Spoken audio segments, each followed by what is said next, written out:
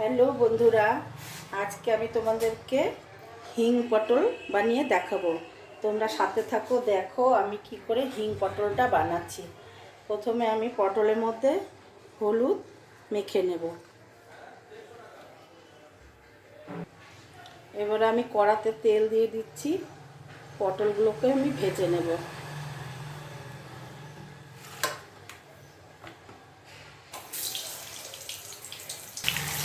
পটলগুলোকে আমি খুব ভালো করে ভেজে নেব।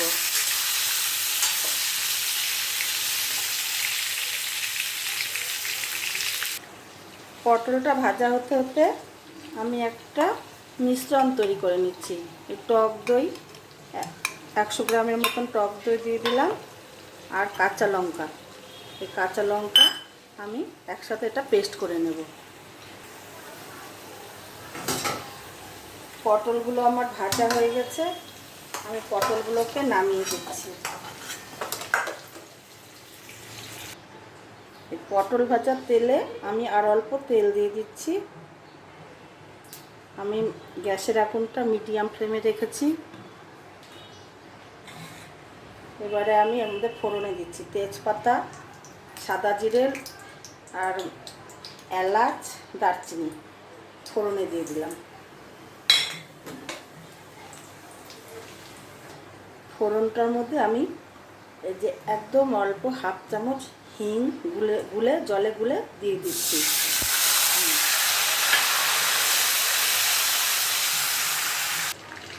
1 চামচ আদা বাটা আছে, এটা আমি জলে গুলে ফোড়নটার মধ্যে দিয়ে দিলাম।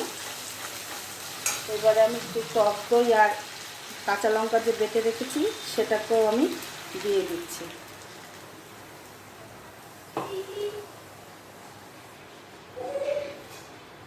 কাশ্মীরি লাল লঙ্কার গুঁড়ো 1 চামচ দিয়ে দিলাম।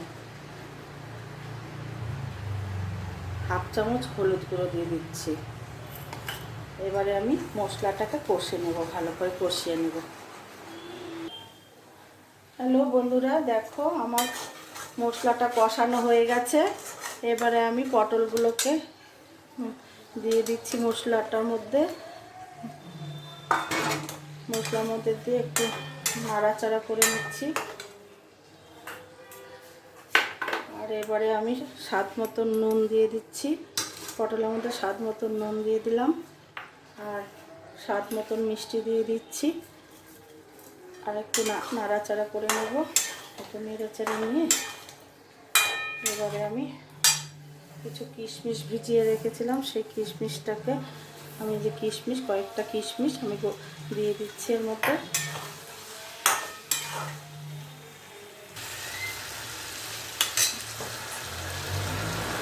পটল দিয়ে মশলা দিয়ে আমার কষানো হয়ে গেছে। আমি এবার অল্প করে জল দেব, যেহেতু পটলটা ভাজতে ভাজতে অনেকটাই নরম হয়ে গেছে।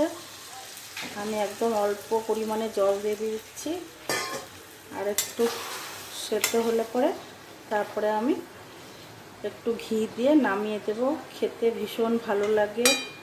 এই হিং পটল ভীষণ স্বাদ হয় খেতে।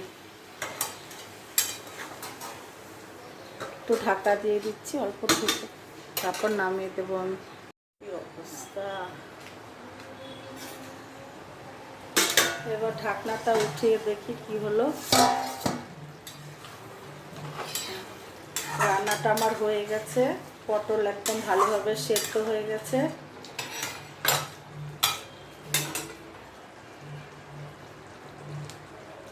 অল্প একটু আমি ঘি দিয়ে দিচ্ছি রান্নাতে।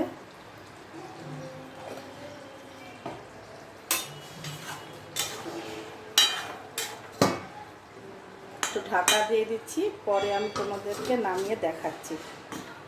অল্প এই 2 মিনিটের মতন ঢেকে রাখছি। এবারে আমি নামিয়ে দিচ্ছি থালাতে।